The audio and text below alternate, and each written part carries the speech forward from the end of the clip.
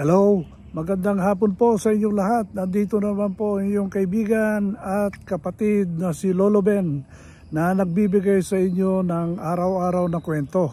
At ngayong hapon, katatapos ko lang maglakad ng 1 oras dito sa backyard ko at gamit ko yung aking attire na maong. Kasi itong maong na ito na ginagamit ko, yung pantalon at saka yung jacket, ginagamit ko ito sa competition para mag-fade. So alam niyo, ito ay isang international competition at sa nakalipas na taon nananalo naman ako ng consolation prize. So isa ako sa mga libo-libo na gumagamit ng maong para palumain. So yun po yung ang patakaran ng aming competition.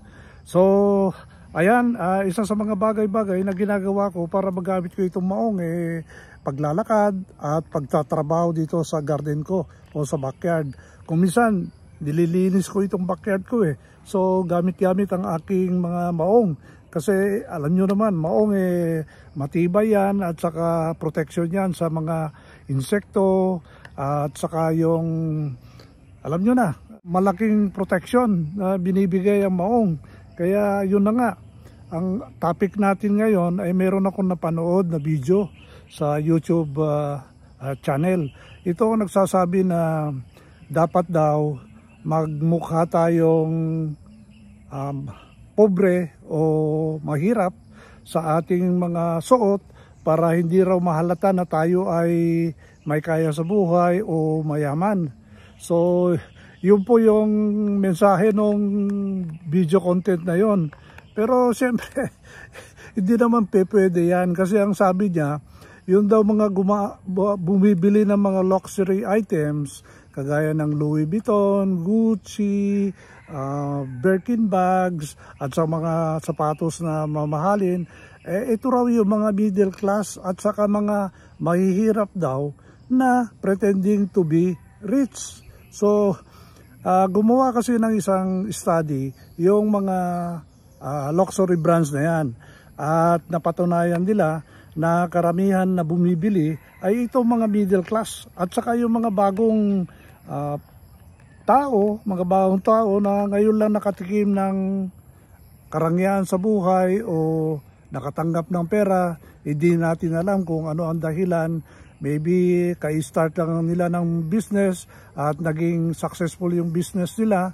Alam nyo naman, maraming mga dyan dahil sa mga IT at sa mga .com at saka magaling pumusta sa stock exchange, talagang malaki ang kinikita nila. So lumalabas sa kanilang research at saka studies na ang number 1 po na bumibili ng mga luxury items ay ito mga bagong nakatikim ng maraming pera o yaman.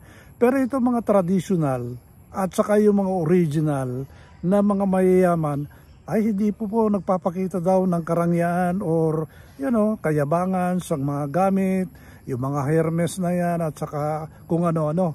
Kaya ang example daw nila rito ay yung may-ari ng Facebook at saka si Mr. Gates na siya ang may-ari ng Microsoft.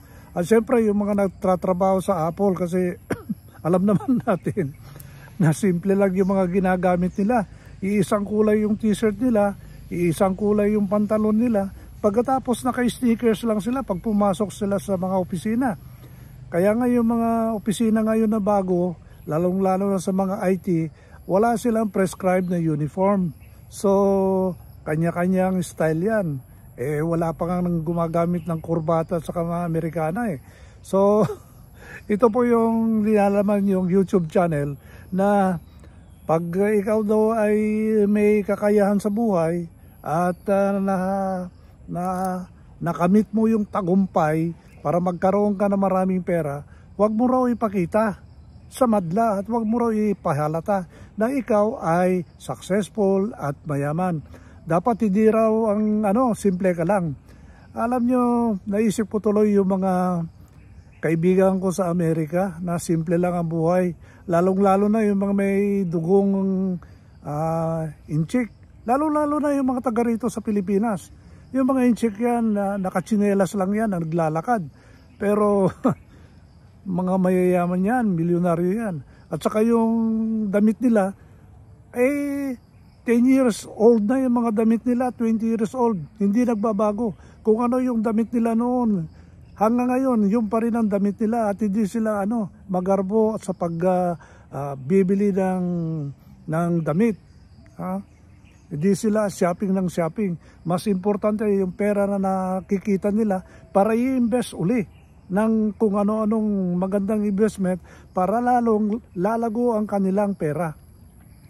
Alam niyo, ako naman, simpleng tao, siyempre meron naman tayong iniingatan na pangalan.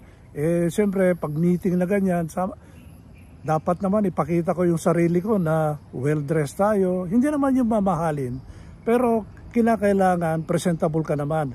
Maayos yung damit mo, yung pantalon mo, at saka maayos din yung sapatos. Hindi ka naman nakatsinelas. Kasi ako noon, nung meron akong opisina, nung ako ay kapitan, major at saka lieutenant colonel, pag meron pupunta sa akin na nakatsinelas, pinapagalitan ko. Sinasabihan ko sila na ang opisina ko ay hindi palengke, na kinakailangan yung magsuot ng tsinelas. At saka walang naka-shorts dito sa opisina ko, dapat nakapantalong kayo. So yun ang palaging kasi meron akong dress code kasi. Yung sarili ko, meron din akong dress code na dapat pag meron kang ka-meeting, properly naman, may kwelyo. Alam nyo, naglaro ako ng golf Alam nyo sa golf, bawal ang maong. Bawal din na naka-t-shirt lang kagaya nito. Dapat may kwelyo palagi. Kaya nga yung mga polo shirt, merong kwelyo yan. Pagkatapos nakapantulong ka at saka nakasinturon, magandang sapatos mo na golf shoes, kahit pa paano ipakita mo na presentable ka. So ako po ay naniniwala sa dress code. Ako, hindi mo na kailangan itago yung yung kayamanan mo. Matanda na tayo, di ba? Pakita mo na. Pero ang magandang paraan para ipakita mo na merong kakayahan ka, wala kang utang, nakakapagbiyahe ka, maganda yung kalusugan mo, wala kang sakit, wala kang bisyo, merong peace of mind, meron kang mental wellness. Yan po ang tunay na kayamanan.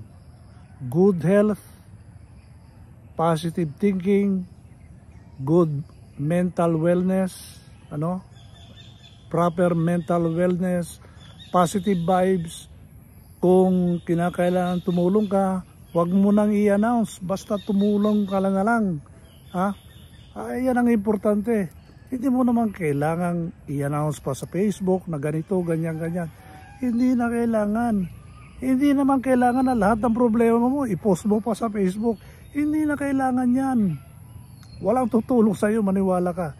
So, kapatid, kaibigan, ang leksyon natin dito is hindi mo dapat ipakita na mayaman ka. Kasi ang yaman ay kalusugan, ang yaman ay magandang pangangatawan, ang kayamanan ay kaligayahan ng buhay, ang kayamanan ay simpleng pag-iisip, ang kayamanan ay merong kang freedom to move, to travel.